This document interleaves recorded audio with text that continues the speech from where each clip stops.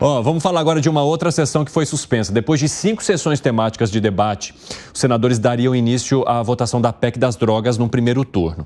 A Marília Ribeiro vai trazer as informações para a gente agora, ao vivo. E Marília, houve agora à tarde uma resposta de suspensão também desse debate. Por quê? Conta aí para a gente. Bem-vinda. Boa tarde, Evandro, a você e a todos que nos acompanham. Exatamente, a sessão foi suspensa, a expectativa é que ela retorne ainda hoje às 19 horas. Evandro, é importante a gente dizer para quem está nos assistindo que essa articulação, ela é normal aqui dentro do Senado Federal, porque a gente está falando de uma proposta que é muito sensível à sociedade e para os parlamentares é muito importante que ela seja votada. Então a articulação, ela não acontece somente dentro do plenário, ela acontece também fora dele. Então, nesse momento, lideranças estão reunidas para poder saber como é que elas vão votar, o que vai acontecer, quais serão os próximos passos. Ontem nós conversamos com o senador Efraim Filho, que é o relator da proposta. Ele ontem acreditou que a proposta ela será aprovada nesse primeiro turno com pelo menos 60 votos. Já o senador Jacques Wagner, que é o líder do governo aqui no Senado, ele preferiu deixar que cada um responda, que faça o seu voto conforme queira. Só que a gente sabe que nesse momento está todo mundo reunido, então a expectativa é que a sessão retorne às 19 horas com o Rodrigo Pacheco. Lembrando que essa matéria, que esse projeto é de autoria dele, esse projeto é muito importante para o Senado Federal, porque ele iniciou essa discussão aqui no Senado logo depois que o STF começou uma votação sobre a descriminalização para uso pessoal de maconha. Então, qualquer informação a gente volta, mas a expectativa é que às 19 horas a sessão retorne. É com você, Evandro. Muito obrigado, Marília. Bom trabalho para você. Vá chamando a gente aqui.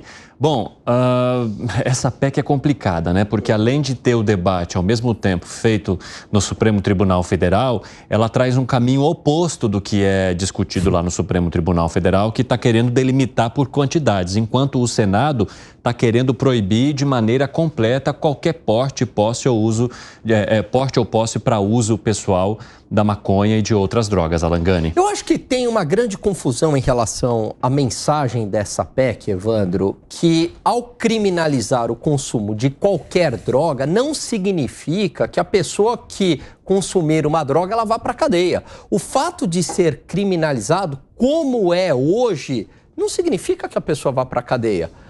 Você pode ter uma pena alternativa, um trabalho comunitário, uma multa. Mas, do jeito que está sendo vinculado, parece que se a pessoa fumar um cigarro de maconha, ela vai ser presa. Não é isso. Eu acho válida a ideia de você estabelecer uma quantidade mínima, mas que isso não seja o único critério, que tenha outros critérios também. Quanto mais critérios, quanto mais variáveis, eu acho importante para caracterizar o tráfico ou não. Porque o ponto da quantidade é o que é tráfico ou não. E não se é crime ou não. Né?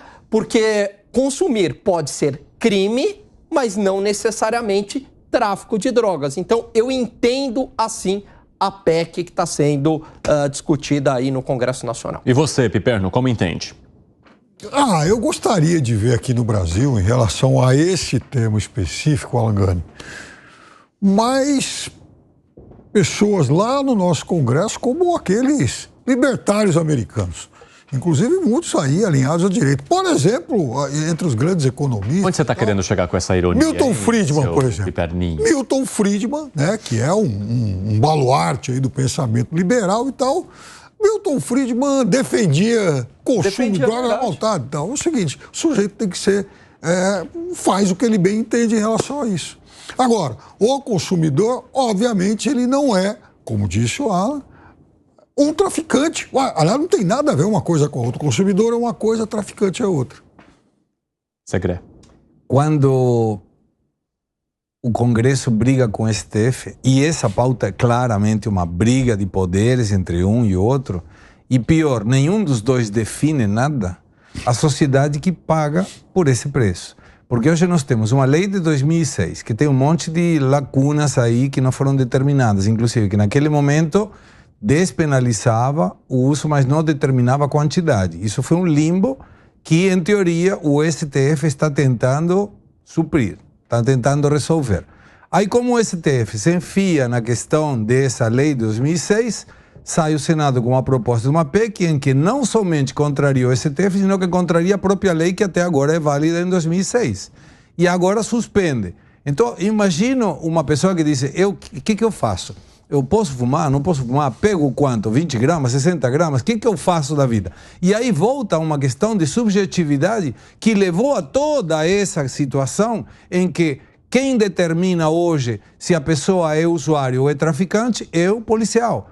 Aquele que vai fazer a sua arbitrariamente e provavelmente com toda a objetividade que lhe permita a situação determinar se uma pessoa está sendo acusada ou formalmente acusada de usuário ou de traficante. Então, a situação em que estamos hoje é a pior de todas, porque não tem uma definição do STF, não tem uma definição do Congresso.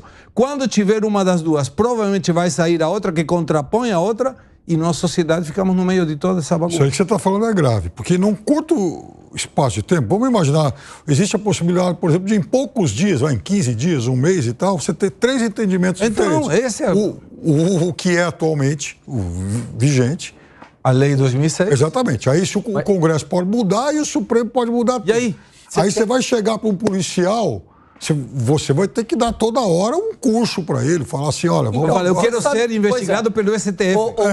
O Piperno, aí não, eu prefiro pelo... Tem leis que pegam e tem leis que não pegam. Sabe o que eu acho que vai ocorrer na prática? Vai continuar exatamente do jeito que está. O policial vai usar exatamente o mesmo critério que ele utiliza hoje. E isso foi muito mais uma resposta para o Supremo Tribunal Federal do que uma mudança de fato na legislação do Congresso. Mas o policial pode ir atrás disso. Quem vai determinar ou não a soltura vai ser o juiz. Mas recentemente eu conversei com a desembargadora do Tribunal de Justiça e ela menciona que, mesmo delimitando quantidades, ainda vai caber à Justiça definir se seria tráfico ou uso, porque tudo depende do cenário no qual a pessoa está inserida.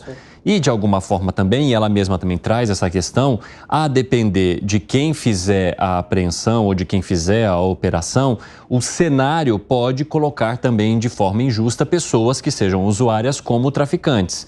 Mas aí eles vão avaliar o uso do celular com uma série de contatos, muitas vezes um caderno de contabilidade, que indicariam o tráfico mesmo com quantidades menores. Agora, independentemente da jurisprudência que for adotada no Supremo Tribunal Federal, ainda vai caber ao juiz local uma avaliação. Piper. Então, esse negócio é muito grave, muito sério, porque, veja, é tudo muito... Essas linhas, elas são muito tênues. Sim. Então, o entendimento de um juiz pode ser diferente do outro. A orientação para um policial de São Paulo, ela pode ser diferente da orientação para um policial do Rio Grande do Sul, do Rio Grande do Norte. Então, você, por exemplo, embarca em São Paulo hoje. Aqui em São Paulo o entendimento é um. Aí você desembarca em Maceió. Lá é outro. Então, dá a impressão de que a lei, ela passa a ser um negócio volúvel e ela pode ser, de alguma forma, adaptada aí ao ambiente, né? Uma lei customizada. Já pensou coisa maluca?